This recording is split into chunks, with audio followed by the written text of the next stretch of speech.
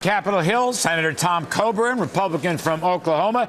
Senator Coburn, as always, sir, welcome back. Thanks. You were in the Bernanke hearing today in the Senate Banking Committee, and the Fed chairman said that this budget sequester, the budget cutting sequester, is going to damage the economy, slow things down. Do you agree with him?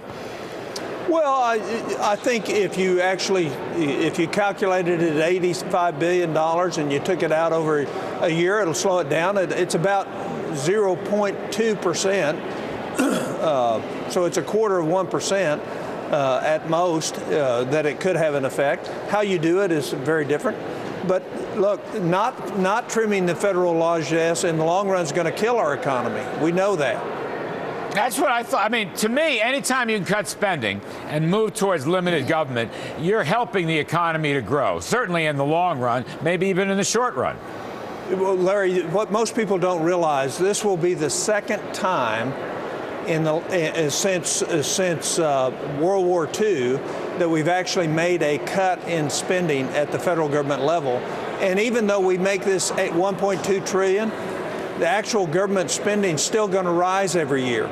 So the first time we did that was 1995, and we sequestered we did a rescission in the House, and we cut about $60 billion. One of the reasons we got to a balanced budget and great economic growth in the late 1990s and 2000 was because we did that. So I think this is a moderate cut. You know, it's 2.25% of a $3.7 trillion budget. I mean, my goodness.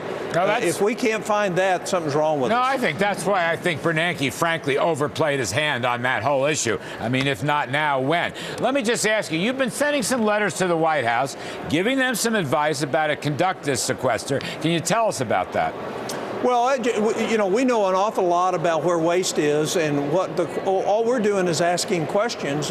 You're putting out all this stuff that's scaring folks when, in fact, there's all these areas that they have some flexibility in that they could actually eliminate things. Whether it's I sent a letter today to Jeffrey Zients at OMB, outlining $356 billion that the GAO has identified. That's $356 billion a year in spending, of which a large portion of it is duplicative, which means you could get $100 billion a year out of that $356 billion. Did he react to that? I mean, that's a huge number. He's just now getting it. So he'll react tomorrow, and we'll release the letter tomorrow after we've sent it. But we've sent them to the Secretary Napolitano, and we've sent other letters. They've got a tour going right now, 100 different cities, to help cities find out how to spend more federal money. You know, they haven't canceled conferences. They haven't restricted air travel for federal government employees. All these things they're doing, they could do by teleconference. There's 100,000 ways we can cut spending in the federal government that won't have any impact on individuals in this country. When are they going to freeze? When are they going to freeze hiring?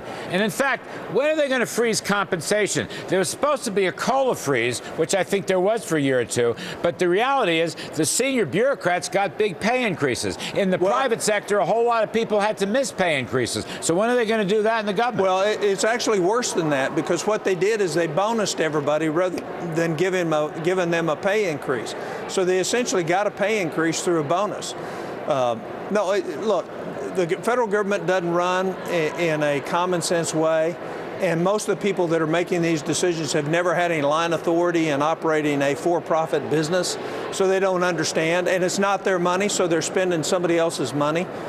Versus in the private sector, we're very careful not to spend somebody else's money because our pay depends on it. So the other point I read you identified, let's see, $70 billion of non-defense spending inside the Defense Department. Defense Department's been very vocal against this sequester. You found $70 billion they don't need.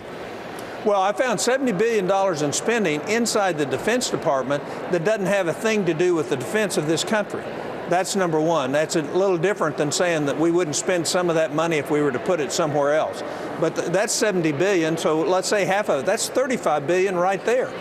There's all sorts of things. You know, we have grocery stores and PXs and commissaries. What we've done is we found out that you can actually buy everything at a commissary cheaper at Costco or Walmart or some of the other discount places than you can at a commissary. And yet we're spending hundreds of billions of dollars over the next 10 years to supply services to troops and their families at a price higher than what they can buy it off base. Just two quickie ends one. Do you think the sequester will go through on Friday? Yes, sir, it needs to.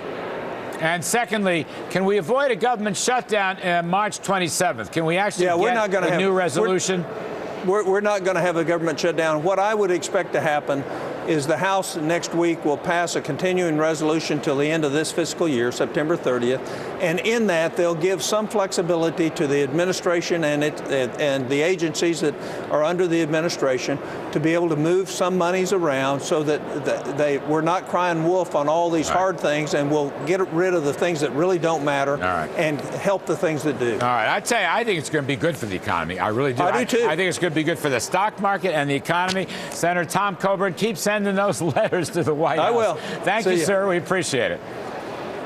All right, as always, many thanks to Senator Coburn.